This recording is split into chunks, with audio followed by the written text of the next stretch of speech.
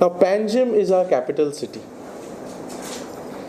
And for the last 20 years, Panjim has been represented by the BJP in the assembly, in the Goa State Legislative Assembly. In the last so many years now, the issues confronting Panjim and Panjimites have remained unaddressed.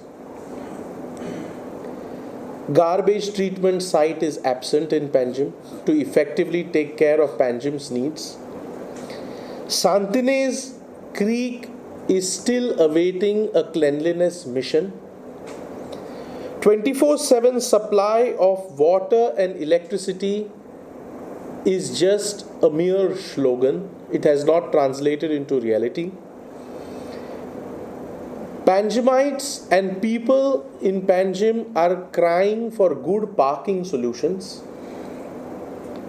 Roads are not smooth and capital-worthy roads. Which roads were there also, they have been destroyed, like the Miramar-Donapal road.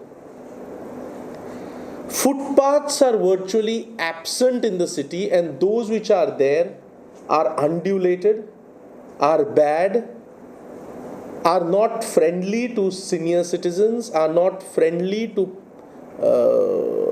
mothers taking care of their infant children, not friendly to differently abled people.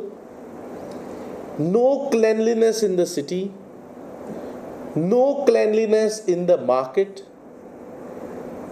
These are some of the issues confronting Panjim for the last several years. And many of these issues have repeatedly found place in BJP's manifesto. Over last several elections now that the BJP has secured mandate in Panjim for the MLA elections, assembly elections.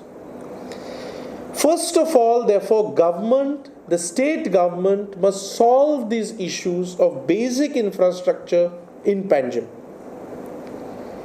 BJP has now been speaking of smart city. First of all, BJP government has been a failure in providing quality civic amenities to Panjim.